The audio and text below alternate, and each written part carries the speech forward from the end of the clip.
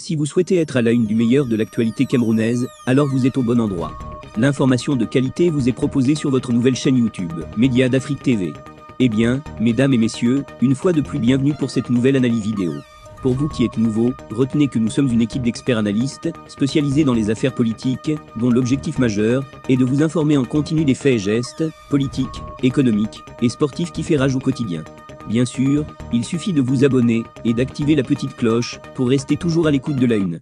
À noter aussi que vos commentaires sont toujours les bienvenus. Salut à tous et bienvenue sur Média d'Afrique TV, votre chaîne YouTube préférée pour les dernières nouvelles et analyses du monde du sport camerounais.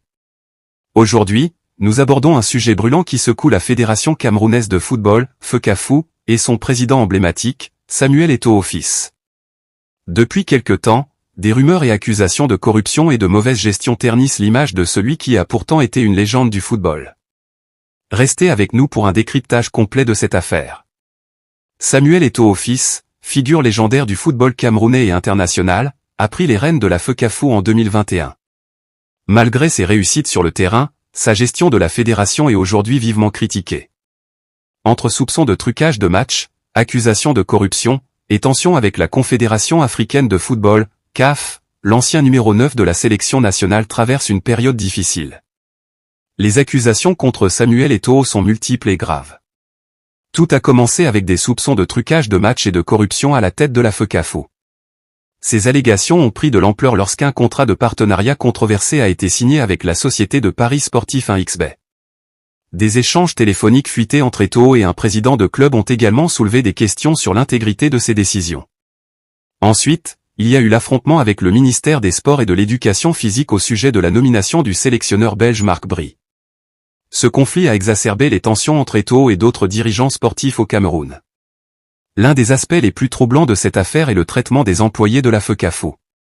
Sur les réseaux sociaux, des témoignages anonymes ont révélé que les vigiles et chauffeurs de la fédération sont sans salaire depuis 6 mois. Un employé a déclaré que depuis l'arrivée d'Eto'o, un système de paiement de salaire exigeant sa présence et sa signature a été instauré, ce qui entraîne des retards fréquents et des conditions de travail précaires. Voici ce que dit cet employé sous anonymat. Quand il n'est pas là, on attend son retour pour être payé, c'est ce qui fait que les salaires sont versés avec des retards de plusieurs jours, et maintenant quand il vient des rares fois à la fédération, il déclare qu'il n'y a pas d'argent dans les caisses. Le cas de ces mois selon lui, il n'y a pas d'argent, on doit attendre et on n'a pas le droit de se plaindre et si cette information sort de la maison, la personne qui l'a divulguée sera sanctionnée.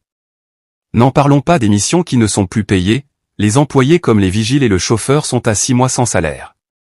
Face à ces accusations, la Confédération africaine de football, CAF, a réagi en convoquant Samuel Eto'o pour s'expliquer. Au Caire, en Égypte, l'ancien joueur a eu l'occasion de se défendre et de justifier ses actions. Cependant, la pression de la CAF et des autres instances dirigeantes du football ne cesse de croître, mettant encore plus en lumière les difficultés de sa gestion.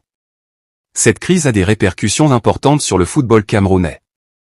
Les sponsors, comme Guinness, qui soutiennent le football féminin, semblent également affectés.